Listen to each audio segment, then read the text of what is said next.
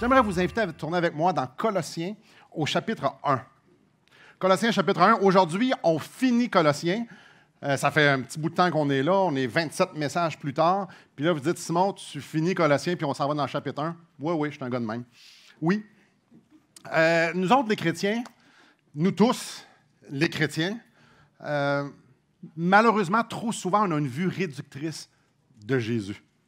Et ça, là, c'est hyper dangereux. Parce que quand tu amoindris la personne de Christ et ce qu'il a fait, ben c'est très dangereux de tomber dans une vie chrétienne théorique. Et quand tu es rendu dans une vie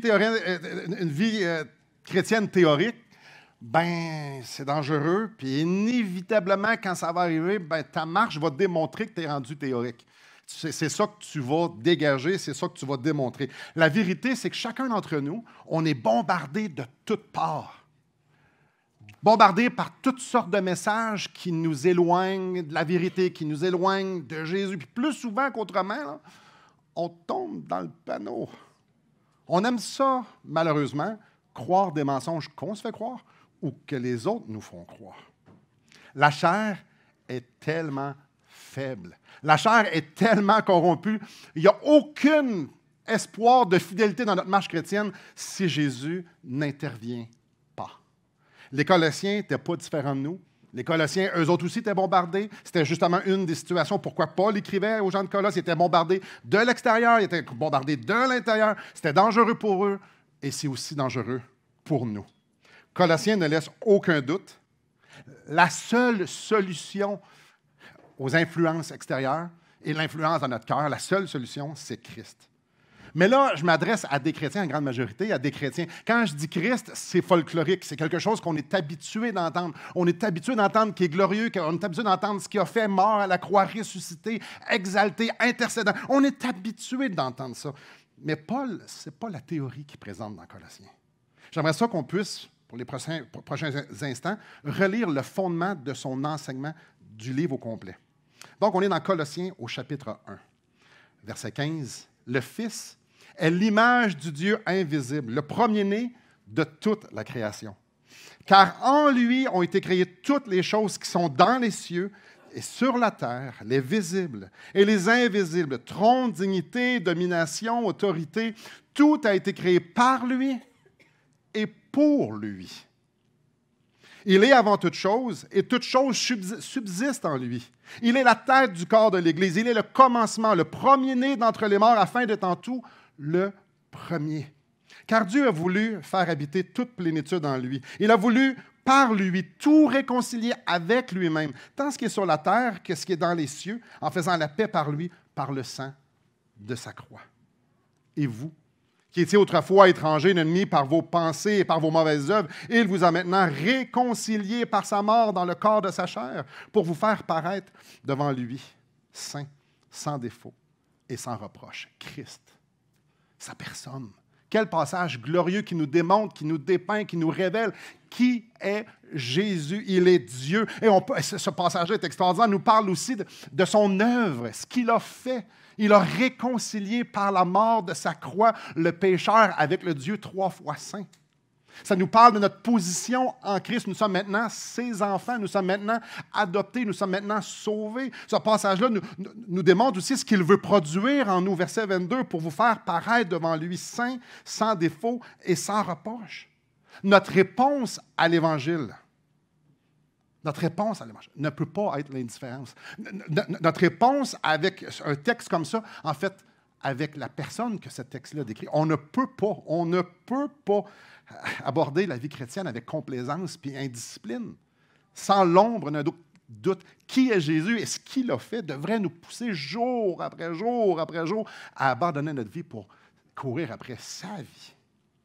Un roi qui meurt pour t'inclure dans son royaume. Et en plus, il te donne une vie d'extrême abondance. C'est tellement glorieux, c'est tellement grand que ça demande une réponse en conséquence de cette grâce sublime qui nous est offerte à nous pécheurs. Un tel sacrifice ne peut pas laisser personne oisif. Pourtant, combien c'est facile d'être oisif. Combien c'est facile de penser à tellement de choses sans inclure Jésus. On a vu dans Colossiens. Qui était Jésus et ce qu'il a fait pour nous? Vivre l'Évangile, c'est la seule réponse raisonnable à qui est Jésus et à l'œuvre qu'il a fait. Et non seulement c'est la réponse raisonnable, c'est la meilleure sauvegarde pour ces influences-là à l'extérieur. Et c'est cette influence-là qu'on a en dedans de nous. Aujourd'hui, vous venez avec moi, on est au chapitre 4. On arrive à la fin. Et la conclusion de Colossiens nous apporte un angle différent, un angle supplémentaire. On va voir que l'Évangile n'est pas juste un texte ou une histoire théorique. Ça transforme vraiment les gens. Et aujourd'hui, on va en voir la preuve. Je vais relire le texte, et c'est quand même un grand texte, à partir du verset 7. Tychique, le frère bien-aimé et le fidèle ministre, mon compagnon de service dans le Seigneur, vous communiquera tout ce qui me concerne. Je l'envoie exprès vers vous pour que vous connaissiez notre situation et pour qu'il console vos cœurs. Je l'envoie avec Onésime, le frère fidèle et bien-aimé qui est des vôtres. Ils vous informeront de tout ce qui se passe ici. Aristarque, mon compagnon de captivité, vous salue, ainsi que Marc, le cousin de Barnabas, au sujet duquel vous avez reçu des ordres. S'il va chez vous, accueillez-le. Jésus, appelé Justus, vous salue aussi. Ils sont du nombre des circoncis et les seuls qui travaillent avec moi pour le royaume de Dieu et qui ont été pour moi une consolation. Épaphras, qui est des vôtres, vous salue, serviteur de Jésus-Christ. Il ne cesse de combattre pour vous dans ses prières afin que vous teniez bon comme des hommes faits, pleinement disposés à faire toute la volonté de Dieu. Car je lui rends témoignage qu'il a une grande sollicitude pour vous, pour ceux de Laodicée et pour ceux de Hiéropolis. Luc, le médecin bien-aimé, vous salue, ainsi que Démas. Saluez les frères qui sont à Laodicée et Nymphère et l'Église qui est dans sa maison. Lorsque cette lettre aura été lue chez vous, faites en sorte qu'elle soit aussi lue dans l'Église des Laodiciens et que vous lisiez à votre tour celle qui vous arrivera de Laodicée. Et dites à Archippe, prends garde au ministère que tu as reçu dans le Seigneur afin de bien le remplir. Je vous salue, moi, Paul, de ma propre main. Souvenez-vous de mes liens, que la grâce soit avec vous. Ça, c'est le texte qu'on va parcourir aujourd'hui. Mais vous en conviendrez que c'est un texte un peu spécial. Ça va dans toutes les directions. Quand on lit, c'est très dur de prêcher une conclusion parce que c'est quoi le thème? Il y en a que ça parle un petit peu de ça. C'est comme s'il y a 20 bons sujets qui sont là. Mais il y a un fil conducteur dans chacun, dans tous ces versets-là, il y a un fil conducteur. Et le fil conducteur, c'est l'exemple, c'est l'Évangile qui est exemplifié. C'est l'Évangile qui est expérimenté par ces hommes-là et en fait par la communauté chrétienne, même de Colosse et les environs. Ce matin, c'est ça qu'on va regarder. L'Évangile exemplifié et l'Évangile expérimenté. Commençons l'Évangile exemplifié. Pour bien résumer, c'est quoi la marche chrétienne? On parle au chapitre 3, verset 17. Ça résume très bien ce que ça devrait être. Et quoi que vous fassiez en parole ou en œuvre, faites tout au nom du Seigneur Jésus, en rendant par lui des actions de grâce à Dieu le Père. En gros, vis par le roi et vis pour le roi. Et Paul avait super bien compris ça. Il se décrit lui-même ailleurs, même au chapitre 1, comme un serviteur de Christ. Et le mot serviteur pourrait aussi être traduit esclave. C'est la même chose. Il n'y avait pas de catégorie. Quand tu es serviteur, tu es aussi esclave. Puis un esclave, bien, inévitablement, c'est un serviteur. Donc, lui, il se décrit comme un esclave de Jésus, le roi. Ses enseignements, ce qu'on peut voir dans le Nouveau Testament, il enseigne énormément. Et non seulement ça marche, comment il a mis en application ses enseignements et ce qu'il avait reçu de Jésus, ça ne donne aucun doute dans la tête de personne que pour Paul, Jésus et l'Évangile, il n'y avait rien de théorique là-dedans. On peut aller voir au chapitre 1, verset 29. C'est à quoi je travaille en combattant avec sa force. Donc, par la force de Christ, par sa force qui agit puissamment en moi. Je travaille pour lui et par lui. Chapitre 2, verset 1. Je veux en effet que vous sachiez combien est grand le combat que je soutiens pour vous et pour ceux qui sont à l'Odyssée et pour tous ceux qui n'ont pas vu mon visage. Il travaille, il prêchait l'Évangile, il voyageait, il servait, il écrivait. C'est ça, sa vie, c'était ça. Quand on arrive au chapitre 4, verset 3, il demande aux gens de Colosse de prier pour lui. Paul est en prison, dans une prison romaine, et il dit aux Colossiens, priez pour moi.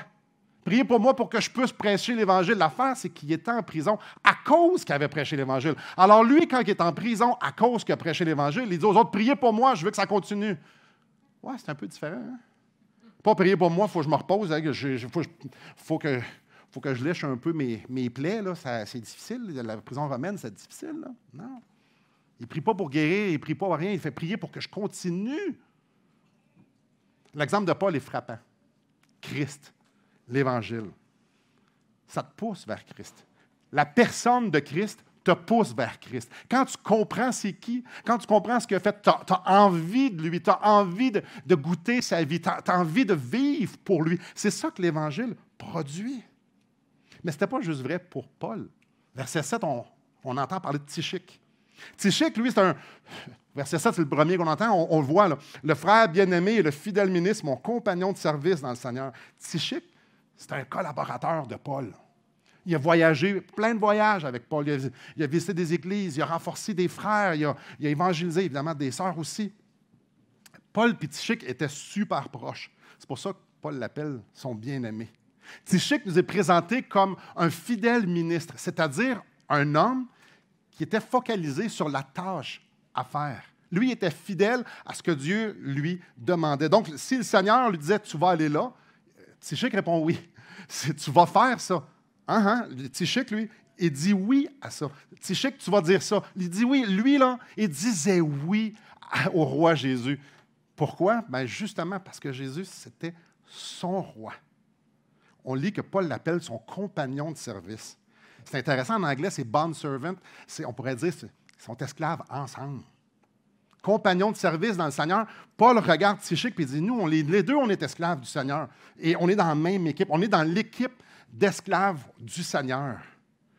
Il était vraiment proche. Tychik, lui aussi, avait abandonné sa vie pour le royaume de Christ. Comme Paul, les deux esclaves de leur nouveau roi, Jésus. Verset 9, ça nous parle d'Onésime. Onésime, c'est un vrai esclave dans tous les sens du terme. Il lui-même était esclave, mais il s'est converti, puis il suivait Paul. Il suivait Paul dans son ministère. Paul parle d'Onésime comme quelqu'un qui est très utile pour l'œuvre de Dieu. Verset 10, au début, ça nous parle d'Aristarque, mon compagnon de captivité vous salue. Lui aussi, c'est un compagnon de Paul, un compagnon de voyage. On sait, lui, on le sait, on sait qu'il est en prison. Mais on ne sait pas pourquoi il est en prison. Il y avait des gens qui étaient en prison avec Paul pour l'aider. Il était avec lui pour alléger sa tâche, pour servir Paul. Alors, il était-tu là pour aider Paul ou il était là parce que lui aussi avait été condamné à cause de prêcher l'Évangile? On ne le sait pas tant. Mais que ce soit pour servir Paul ou que ce soit à cause du prix à payer pour prêcher l'Évangile, les deux, il est en prison. Les deux est en train de servir dans le royaume de Dieu.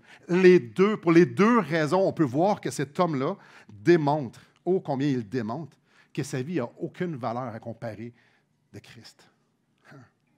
Lui aussi démontre que sa vie elle a été donnée pour que Christ puisse l'utiliser. Verset 10. Verset 10, la deuxième partie, ça nous parle de Marc, le cousin de Barnabas. Lui aussi, c'est un cousin de Paul, un compagnon de Paul. Lui aussi, il a tout laissé derrière pour pouvoir prêcher pour la cause de Christ. On peut lire un peu partout dans Actes principalement qu'il a fait partie de plusieurs voyages missionnaires avec Barnabas et avec Marc, avec Paul.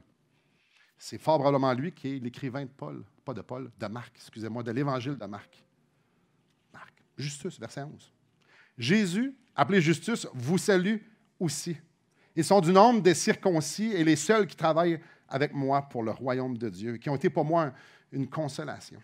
Justus. Justus aussi a investi sa vie pour l'œuvre de Christ. Il était dans l'équipe de Paul.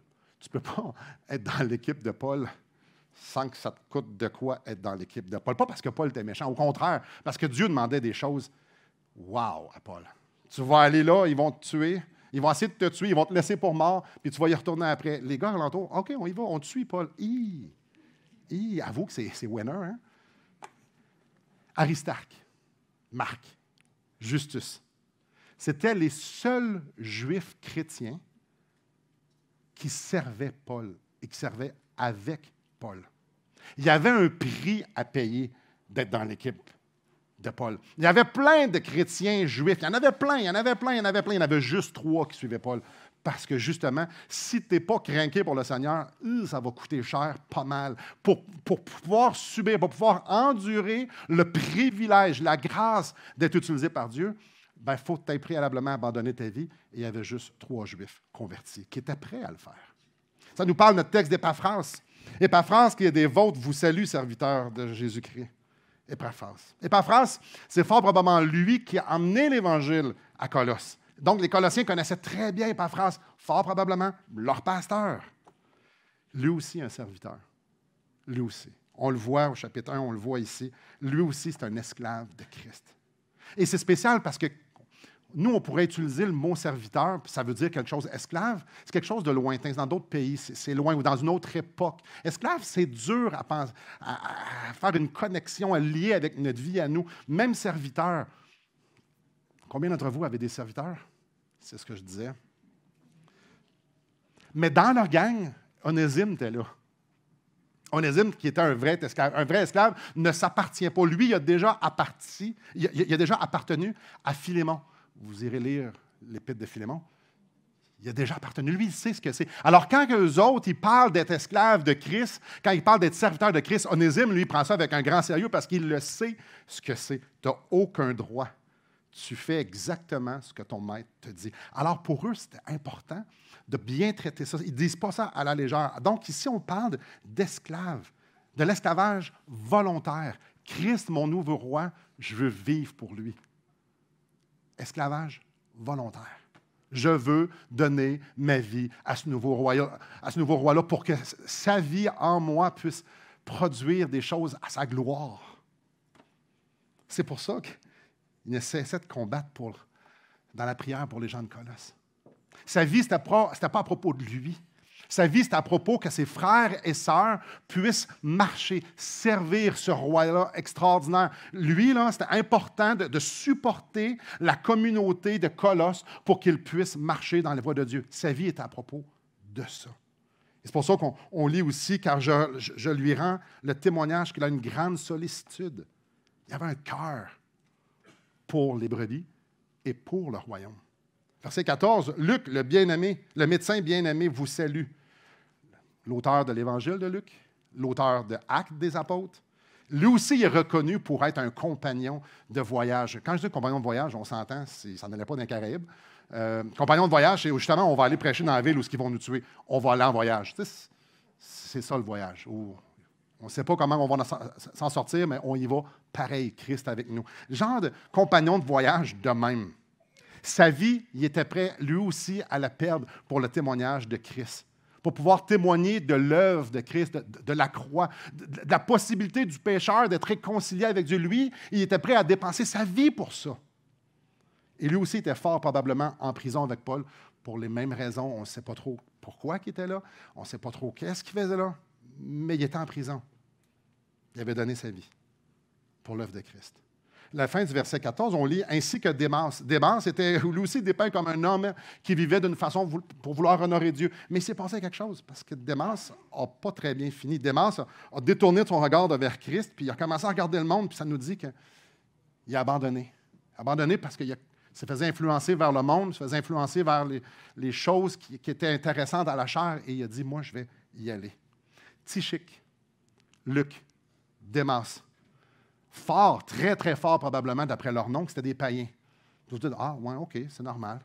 Mais des païens, dans ce temps-là, c'est comme nous, mais il n'y avait pas de connaissance de Dieu. Ils n'ont pas été élevés dans le judaïsme. Ils n'ont pas été au temple. Ils n'ont pas offert des sacrifices. Eux ne connaissaient pas grand-chose. Eux savaient que les Juifs avaient un Dieu. Et, ils ne savaient pas grand-chose. Et là, ici, on les voit activement en train d'être utiles entre les mains d'un Dieu extraordinaire. Donc, Christ les a pris dans leur ignorance, les a sauvés, les a transformés, et aujourd'hui, ils sont très utiles. C'est l'Évangile qui produit ça. Donc, dans ces quelques versets-là, on voit 3 païens, on voit 3 Juifs et un esclave. Tout le monde travaille ensemble. Ça, c'est leur équipe. Tout le monde travaille à la cause de Christ. Que ces gars-là travaillent ensemble. Dans la même équipe. Pas, il y a du monde là-bas où on sait qu'ils font quelque chose. Non, non, non, ils sont ensemble, ils se servent. Il y a juste l'Évangile qui peut faire ça. Il y a juste l'Évangile qui peut apporter des Juifs, des païens, des esclaves à travailler ensemble. Ces gars-là sont supposés de s'haïr en passant. Les Juifs haïssaient les païens et les païens haïssaient les Juifs. Ils se traitaient de chiens, des chiens. Puis c'est pas des chiens comme nos petits pitous qu'on a à la maison. Non, non, non, non. Des chiens, c'était comme des rats dans le temps. C'était des animaux qui apportaient des maladies. C'était des animaux errants. Là. Ils se traitaient de chiens. Il n'y avait aucune valeur. Les Juifs, les païens saillissent. Et les libres et les esclaves, ben, ils ne s'aimaient pas vraiment non plus, là, parce qu'on sait, les esclaves, c'était des esclaves. La plupart des maîtres abusaient des esclaves. Donc, les esclaves méprisaient les maîtres et les maîtres méprisaient les esclaves. Ce n'était pas le grand amour. Ce n'est pas normal qu'on voit tout ce monde-là ensemble unis à la cause de l'Évangile, à la cause de Christ. Ce n'est pas normal. L'Évangile, ce n'est pas juste de la théorie. L'Évangile, ça transforme, et c'est ce qu'on voit ici. L'Évangile transforme des pécheurs. Que tu sois esclave, que tu sois juif, que tu sois païen, ça va te transformer. Quand tu t'abandonnes à Christ, Christ va produire, va faire des choses extraordinaires. 7 hommes. Donc, si on compte 8 hommes, si on ne compte pas 8 hommes qui ont répondu à qui Jésus était. C'est pour ça qu'on a commencé tantôt en lisant au chapitre 1. Qui est Jésus? On répond à eux, ils ont répondu à ça. Et ce que Jésus avait fait pour eux, ils ont continué de répondre. Hein, lui, le roi des rois, il se fait chair, meurt pour moi, ressuscite, me donner la vie, je la veux. C'est ça qu'ils voulaient, les gars. Là. Donc, ils ont abandonné leur vie. Ils ont abandonné leur vie en voyant, en reconnaissant, en croyant qui était Jésus et ce qu'il avait fait pour eux. C'est fou, hein, ce que Christ peut faire quand quelqu'un décide de vivre pour lui. Ce que je trouve intéressant, c'est que ces gars-là, ils sont tous utiles, mais pas de la même façon. On parle ici de Nympha. Nympha, c'est une madame, on ne sait rien d'elle. Il n'y a pas d'information. On sait juste qu'elle avait une église dans sa maison. On ne parle pas ici de 3-4 personnes, on parle probablement de 20, 30, 40 personnes. On parle d'une église maison, c'était grand. Elle était utile. Utile. Christ. L'Évangile, ça n'a rien à voir avec la théorie, mais avec Christ qui produit quelque chose en nous qui est glorieux. Et on va regarder justement le deuxième point, l'Évangile expérimenté, parce qu'on le voit dans ce texte-là. En fait, on le voit pas mal partout dans le Nouveau Testament et dans l'histoire de l'Église. Probablement, vous avez déjà remarqué, quand on lit le Nouveau Testament, il y a quelque chose de spécial. L'expression « les uns et les autres » revient souvent. Revient même à plein de sauces. Qu'est-ce que je dis par là? Bien, le Seigneur nous demande qu'on fasse quelque chose les uns pour les autres. Je vous en nomme 3, mais il y en a vraiment plusieurs, beaucoup. Aimez-vous les uns les autres. Non, on est supposé de s'aimer comme Christ nous a aimés, on est supposé de s'aimer comme ça. Ça nous dit aussi de se pardonner les uns les autres. On l'a vu très bien au chapitre 3. Pardonnez-vous les uns les autres. Exhortez-vous les uns les autres. Supportez-vous les uns les autres. Je suis rendu à 4, j'arrête ici. Il y en a vraiment beaucoup. Dans notre texte, on ne lit pas le commandement de faire quelque chose les uns pour les autres. Et il ne dit pas « aimez-vous ». Et ce n'est pas ça qu'il dit. Mais plutôt, c'est en train de nous dépeindre à quoi ressemble le chef-d'œuvre que Christ fait quand il produit sa vie dans quelqu'un. Je relis le verset 7 et 8. Tychique.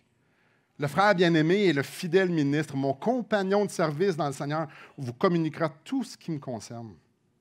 Je l'envoie exprès vers vous, pour que vous connaissiez notre situation et pour qu'il console vos cœurs. Tychique est envoyé pour donner des nouvelles à l'autre bout du monde. Non juste seulement donner des nouvelles pour consoler les Colossiens. Dans le royaume de Dieu, ça n'existe pas loin des yeux, loin du cœur. Ça n'existe pas, ça. Ça n'existe pas.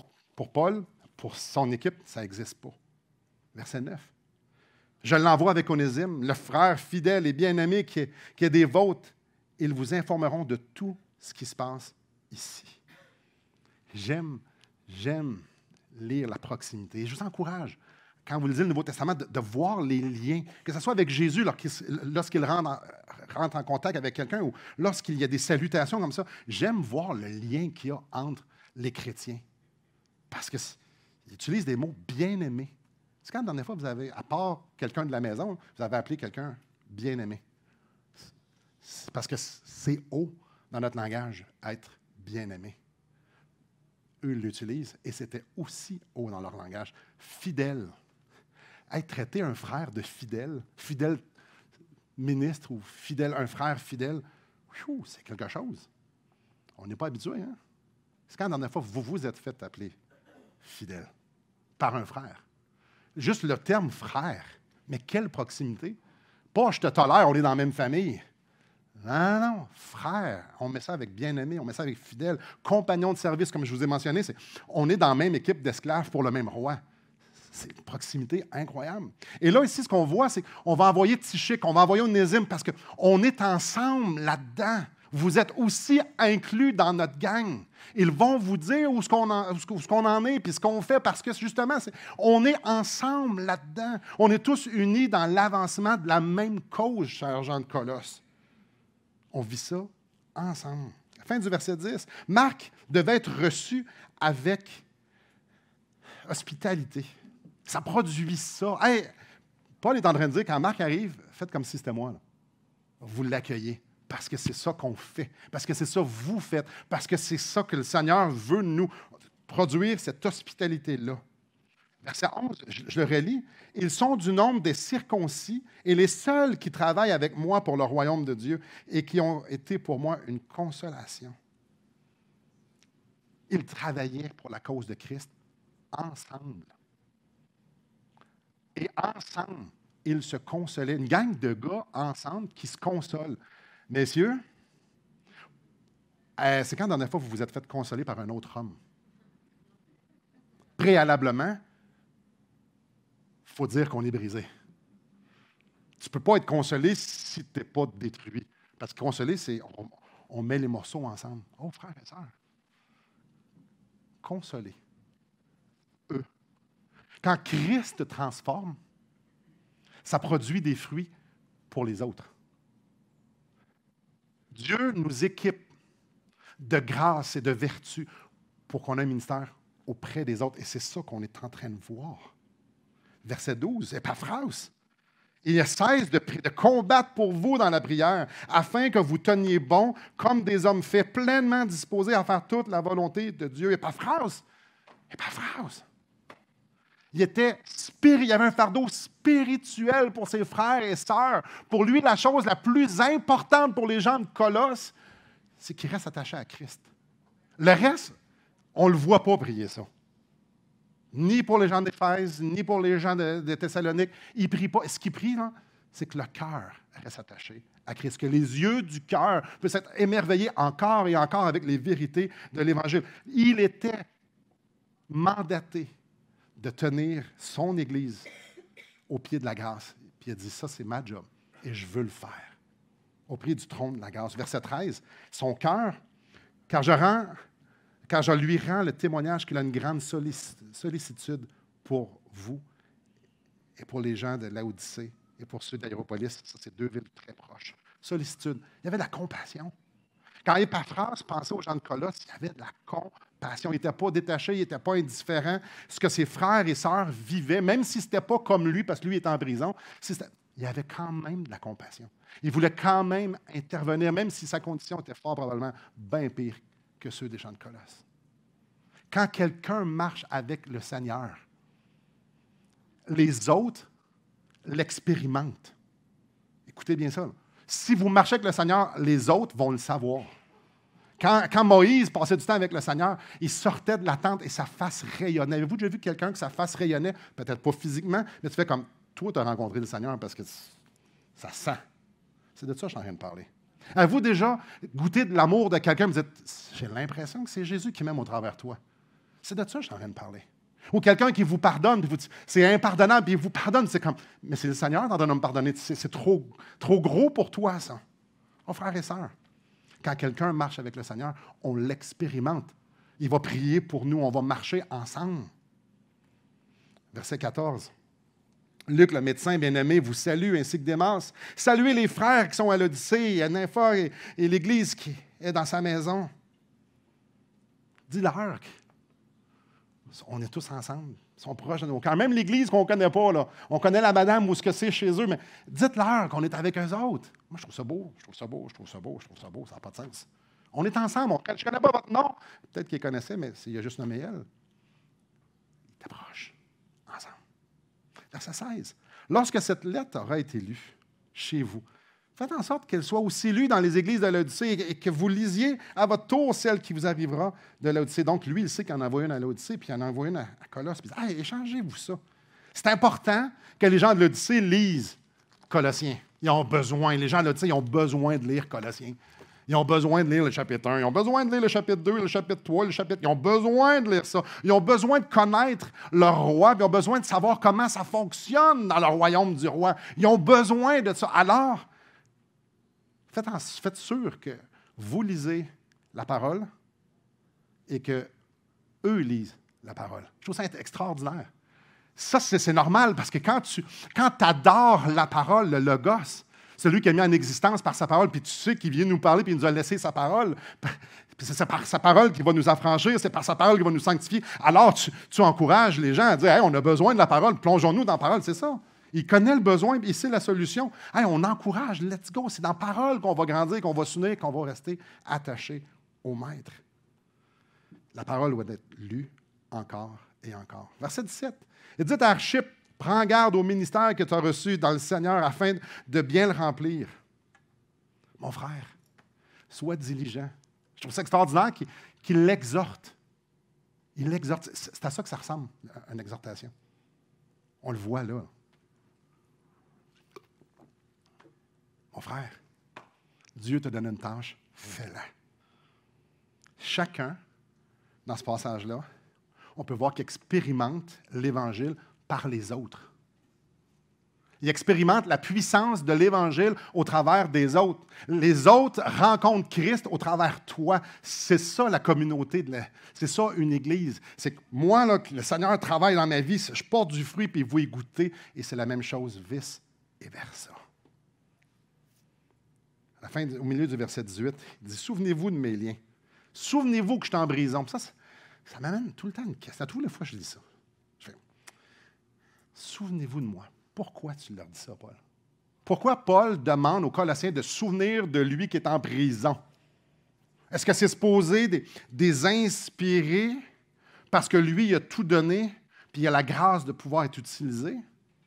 Donc, lui, es-tu en train de dire « Soyez inspirés parce que j'ai donné ma vie puis ça en vaut la peine? » C'est ça? On ne le sait pas. Il est en train de dire « Souvenez-vous de moi parce que je suis dans les liens, donc je ne peux pas subvenir à mes besoins. Supportez-moi. » Ce que les Philippiens ont fait. Je ne sais pas. Est-ce qu'il est en train de dire « Regardez où ce que je suis. Il en reste encore beaucoup. Continuez. Lâchez pas. Investissez votre vie. Christ va produire. C'est à votre tour maintenant. » Qu'est-ce qu'il veut dire quand il leur dit « Souvenez-vous de moi. » On ne le sait pas. On ne le sait pas. Mais les liens de Paul sont supposés de provoquer quelque chose. Quand tu vois quelqu'un donner sa vie pour la cause de l'Évangile, et peu importe s'il est en prison, peu importe ce qu'il est en train de vivre, c'est supposé de produire quelque chose en toi de positif. Que c'est supposé de, oui, clairement t'inspirer, s'il y a des besoins, de combler les besoins, puis clairement de te montrer que tu dis, OK, moi, je fais partie de la même gang, là, je suis supposé être là aussi. C'est supposé de provoquer quelque chose. Et je vous donne un devoir, c'est dans les questions, je vous donne un devoir de... Ça produit quoi en moi? Si j'entends parler d'un Nord-Coréen qui est en prison, ça produit quoi en moi? De l'indifférence, on est dans la même gang. Hein? C'est quoi ça produit? Quand j'entends parler qu'on parle de dizaines de milliers de chrétiens qui se font tuer à tous les ans à cause de leur foi, ça produit quoi en moi? Bah, c'est loin.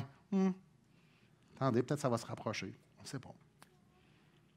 Qu'est-ce que ça produit? De voir des hommes ici, comme on peut voir, en fait, une communauté, parce qu'on inclut les Colossiens, être tellement craqué sur Christ, tellement craqué sur ce qu'il a fait que tu t'offres.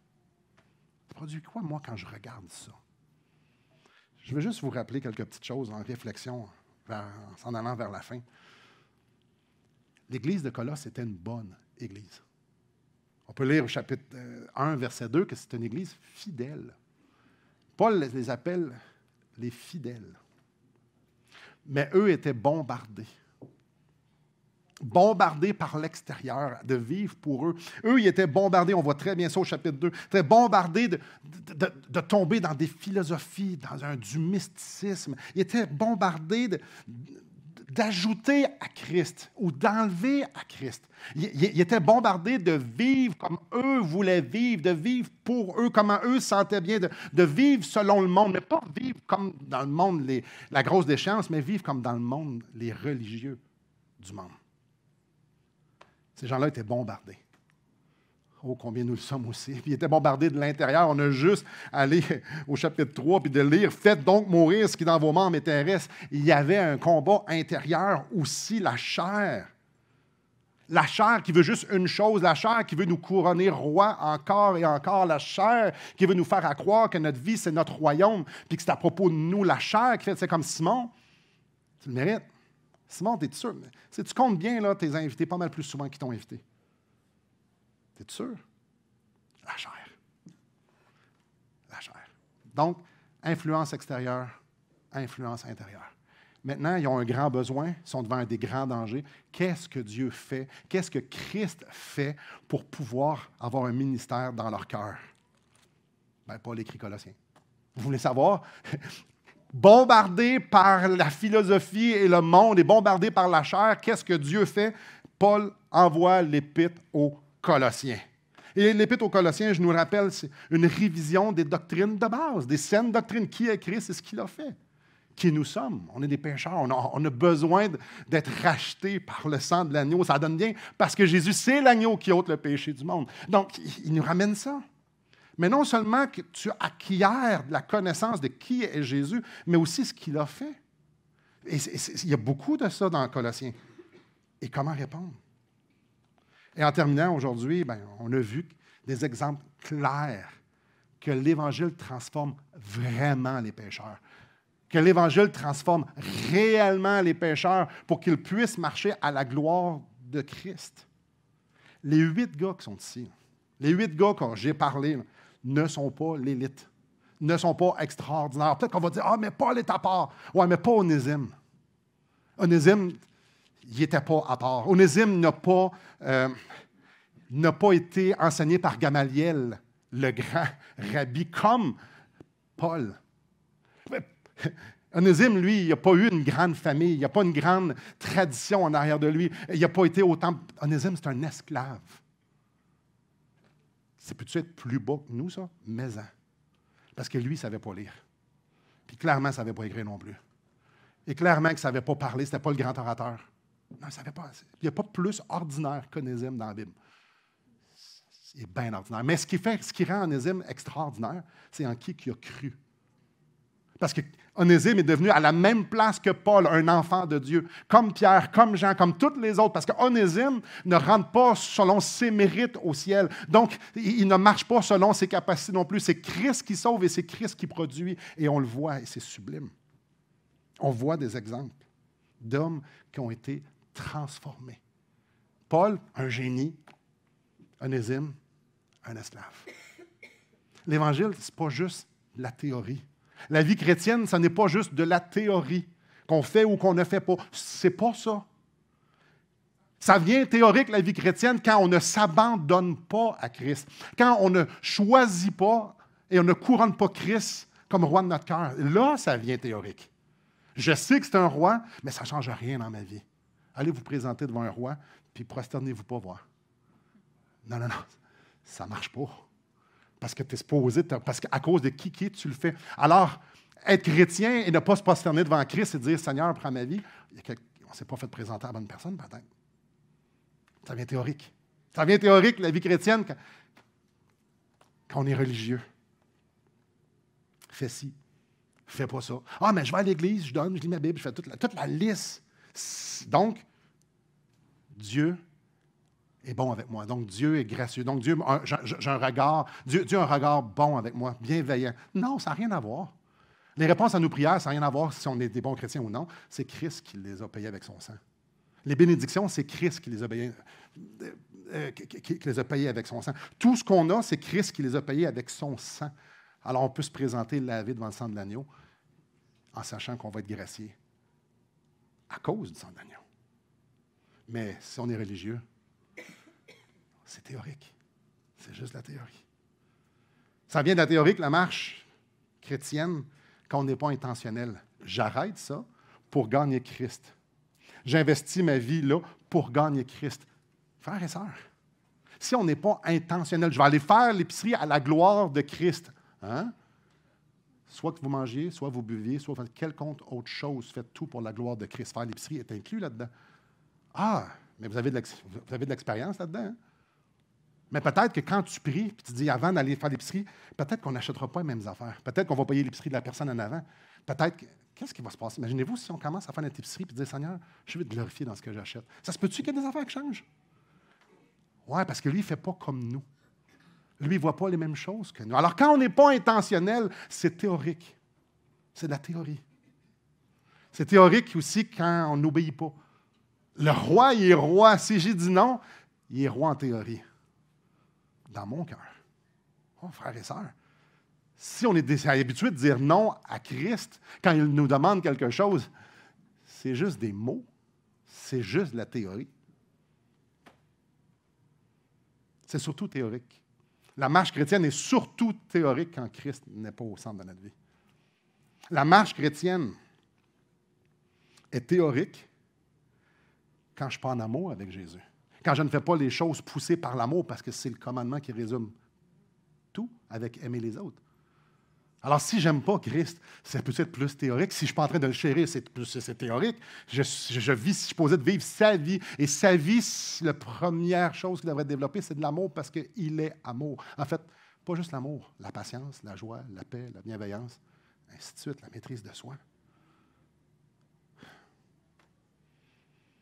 L'œuvre de Christ, quand c'est théorique, ça ne change pas grand-chose. Mais quand c'est théorique, quand ce n'est pas théorique, on prend nos péchés, notre honte, notre culpabilité, et jamais on se fait un party dans le miroir et dire ah, « on n'est-tu pas bon, rien qu'un peu? » C'est vrai. Non, quand ce n'est pas théorique, je prends toute la chenoute que j'ai, puis je m'en vais au pied de la croix, puis je m'en vais adorer et célébrer celui qui a tout payé. Ça, ce n'est pas de la théorie. La théorie, c'est quand moi, je reste dans mes péchés, puis j'élève mes péchés plus haut que la croix, plus haut que la croix. Ça, ma vie chrétienne est très théorique. Mais quand je prends ma laideur, puis je m'en vais voir la beauté de Christ, puis je réalise que c'est de son vêtement, de sa justice, de ses perfections, je suis revêtu. Ah, là, c'est plus la théorie. Voyez-vous? Théorie. Ou avec un cœur. C'est tellement facile d'être un chrétien qui vit dans la défaite. Je ne lèverai pas votre main, là, mais... Je prends pour acquis que vous êtes comme moi. Ordinaire. Il y en a des meilleurs, il y en a des pires, mais on est toujours dans la catégorie ordinaire. Vivre dans la défaite. Vivre dans la peine. Vivre dans le mécontentement. C'est-tu facile, le mécontentement? Je vous en explique ça, moi. Bientôt, l'hiver va arriver. Qui garde en réserve la neige? Vous lirez les Job à la fin. Chacun d'entre nous, il y a quelque chose qui pourrait aller mieux, n'est-ce pas? Soit physiquement, soit dans notre tête, soit monétairement, soit plein. Il y a quelque chose qui pourrait aller mieux. Attends un peu, là. L'Éternel, mon berger, je manquerai de rien. Il y a quelqu'un qui me parlait de ça dernièrement, la semaine passée, Indar. C'est facile, hein, de vivre dans le mécontentement. Avec peu de discernement, ça c'est le bien, ça c'est le mal, de faire comme... C'est facile, de tout mélanger ça. Ou je suis le seul. Si vous pensez que je suis le seul, viendrez me voir, j'ai des exemples pour vous. C'est tellement facile d'être un chrétien ordinaire, puis folklorique et théorique, on a juste à écouter notre cœur. On a juste à écouter notre cœur, on va faire des super bons religieux sans Christ. Vous irez lire les reproches à l'Église d'Éphèse faites par Jésus dans Apocalypse chapitre 2. Ils faisaient tout comme il faut. Le seul problème, c'est qu'ils avaient perdu leur premier amour. Mais ils faisaient tout correct, c'était des bons religieux théoriques. Aïe, aïe, aïe. C'est facile. C'est tellement facile. On a juste à écouter notre cœur. Je ne sais pas pour vous, mais c'est tellement facile à être étourdi et à être engourdi par la routine. Alors, je ne peux pas faire ça. Je suis supposé d'être là. C'est-tu le Seigneur en train de te le demander? C'est tellement facile d'être engourdi par nos ambitions, d'être étourdi par le divertissement, par nos biais. Vous savez, ces schémas de pensée-là qu'on a compensés quand on avait 7-8 ans, puis qu'on pensait que c'était la réalité, puis qu'on continue encore à 70, ou là, mettrez votre âge. Vous en avez des dizaines. Combien qui sont en train de travailler réellement sur les schémas de pensée qu'on a compensés, qui ne sont pas la réalité? Si vous dites, qu'est-ce que tu es en train de dire là? Ce sera un autre message à un autre moment donné. C'est tellement facile de quitter le trône de grâce, d'être ébloui de qui est Christ et de ce qu'il a fait. C'est tellement facile pour aller se regarder dans le miroir, puis aller profond dans notre nombril, puis dire, hey, c'est de même qu'il faut que ça marche.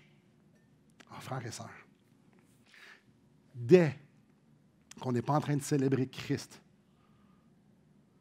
dès on est en train de tomber dans le théorique, puis dans la religion. Et peut-être qu'on va finir comme Démas. Puis probablement vous en connaissez, et j'en connais une gang qui ont fini comme Démas. Et c'est quoi? Ben, c'est simple. Ils ont détourné de Christ. Alors, quand je ne célèbre pas, je suis en train de reculer. C'est tellement facile d'être un chrétien théorique. Tout savoir, mais pas vraiment grandir. Je connais quelqu'un qui connaît Éphésiens en grec par cœur. Oui, il a quitté le Seigneur, ça doit faire à peu près 25 ans. La connaissance, c'est pas applaudi. C'est la mise en pratique par l'amour que Christ nous dit que là, on est vraiment ses amis, que là, on l'aime vraiment, on obéit par lui. Tellement facile d'être un chrétien théorique, mais pas grandir. Puis pas pour vraiment porter de fruits. Il n'y a personne qui nous dit « Je sens Christ, wow, qu'est-ce qui se passe? T'es bien changé. » Ouais. Là, il y en a qui, ça fait 100 ans qu'ils sont sauvés. Là. Peut-être, mettons, 75. Il y en a qui ça fait pas loin de 75, 70, M. Jourdain. Ça n'arrête pas. Allez le voir, je vous promets qu'il va vous dire « Non, le Seigneur a encore de la job à faire. » Non, c'est tellement facile. Si on a bien entendu le témoignage de Paul et ses amis, l'abandon de notre vie est essentiel dans la marche chrétienne. Pour ne pas avoir une vie théorique et goûter la puissance vivante et divine de Christ par les vertus du Saint-Esprit, on doit abandonner quelque chose. Je dois abandonner ma vie, je dois abandonner des habitudes, des pensées, du confort. Je dois abandonner. Je dois sans cesse dire, Seigneur, prends tout. Oui, on le chante, ça là, prends tout. Prends tout. Tout veut dire quoi? Tout, moi, il y a 25 ans, voulait dire quelque chose. Aujourd'hui, ça veut dire quelque chose d'autre. Avez-vous fait un petit update, une mise à jour sur quand vous dites prends tout, Seigneur, ce que ça veut dire? Je ne consomme pas les mêmes affaires. Là. Je ne parle plus pareil. Il doit y avoir une mise à jour. Ça fait 100 ans que je suis sauvé, je dois avoir une mise à jour de qu'est-ce que je dis quand je dis prends tout. Je suis encore là de dire, Seigneur, change mon cœur, désintéresse-moi de ces choses-là que mon cœur aime trop. Seigneur, désintéresse mon cœur de telle personne, de ma femme. Pas pour que je l'aime moins, pour que je t'aime plus. Parce que je mets trop d'attention sur une personne, pas assez sur toi. Oh, combien de fois par jour on dit, Seigneur, déracine mes idoles. Parce que nos cœurs, comme dirait Tim Keller, c'est des manufactures à idoles. Vous êtes idolâtre, je suis idolâtre. Par tout le monde dans la Bible est idolâtre, à part une personne qui s'appelle Jésus. On est-tu bien à l'affût de dire, Seigneur, déracine ça? Parce que quand je suis à genoux devant mon idole, je ne suis clairement pas à genoux devant toi. Ça me nuit. Seigneur, prends tout. Fais-moi marcher sur le chemin de l'humilité. C'est quand la dernière fois vous avez dit à Dieu, humilie-moi. Parce que je sais que tu résistes aux orgueilleux puis tu fais grâce aux humbles. Et je veux goûter à ta grâce. C'est quand la dernière fois vous avez dit, Seigneur, humilie-moi parce que je veux te goûter toi. Pas je suis tanné de vivre les conséquences. Non, c'est toi que je veux. Je vous encourage. Si vous l'avez déjà fait, vous avez appris probablement de ne plus jamais faire ça. Parce que Dieu répond à ces prières-là. Ah, faites-le. Oui, prends tout, Seigneur. Je ne suis pas capable. Je ne suis pas capable d'être le mari que tu me demandes d'être. Je ne suis pas capable d'être le pasteur que tu me demandes d'être. Je ne suis pas capable de rien faire de ce que je me demande. J'abandonne l'idée que je peux faire de moi-même. Je me mets à genoux vers toi pour que tu le produises en moi. Je ne suis pas capable de pardonner. Je ne suis pas capable d'évangéliser. Je ne suis pas capable. Seigneur, viens le produire parce que je veux t'obéir. Abandonner. Tu peux pas. Christ ne peut pas remplir ton vase si préalablement tu ne l'as pas vidé. Alors, Seigneur, je me vide. En fait, je ne suis même pas capable. Je ne suis même pas sûr que je veux me vider. Fais-le. C'est là que ça commence. C'est là que l'Esprit Saint va faire en sorte, oh, tu me donnes de l'espace, tu me donnes de la place, je vais produire Christ en dedans de toi. Ça passe par la repentance. La marche passionnée passe par la repentance et l'abandon pour pouvoir en goûter plus. Et ici, on a la preuve, et Onésime est clairement une pièce majeure là-dedans. Il n'y avait rien d'extraordinaire. Mais Paul dit, il m'est utile. Tu sais, une chose doit être retenue de l'étude de cette épître-là, en Colossiens. C'est que la meilleure sauvegarde contre notre cœur, la meilleure sauvegarde contre toutes les influences du monde, la meilleure sauvegarde contre tout ce qu'honore pas Dieu, c'est Christ. C'est d'être intentionnel à chérir Christ. De dire non, je ne vais pas faire ça, je vais plutôt marcher vers Christ. C'est de dire non, je ne vais plus vivre ma vie, c'est la sienne, je vais vivre, je ne sais pas trop comment, ça, c'est pas grave, lui, il s'en occupe. C'est lui qui produit sa vie. En conclusion, on va terminer avec que la grâce soit avec vous. C'est important de ne pas manquer ça, parce qu'on peut lire les Colossiens puis savoir comme 20 tonnes sur nous autres, que ma vie chrétienne n'est pas à la hauteur, puis que je ne fais pas ça comme il faut, puis que je fais... C'est clair, clairement. C'est Christ qui va produire sa vie. Ce n'est pas nous. Alors, si vous vous sentez pesant, puis j'espère que vous vous sentez pesant à la lecture de ça, ben, arrêtez pas la marche. Allez vous présenter devant Christ puis dire « Une chance, tu m'as sauvé? » Ouais, gardez pas cette pesanteur. Il n'y a maintenant aucune condamnation pour ceux qui sont en Christ. Regardez la belle promesse qu'il nous fait dans Éphésiens. Celui qui a commencé en vous cette œuvre la rendra parfaite. C'est lui qui le fait. Alors moi, tout ce que j'ai besoin de faire, c'est de répondre à qui est, à qu'est-ce qu'il a fait, en disant, prends ma vie, je ne sais pas trop ce que ça va me donner, mais prends-la, t'en es digne. Alors mes frères et sœurs, courons vers Christ. Méditons sur ces vérités-là, non pas pour acquérir de la connaissance, mais pour tomber en amour davantage avec cette personne-là qui a payé si cher pour qu'on puisse le célébrer. Prions.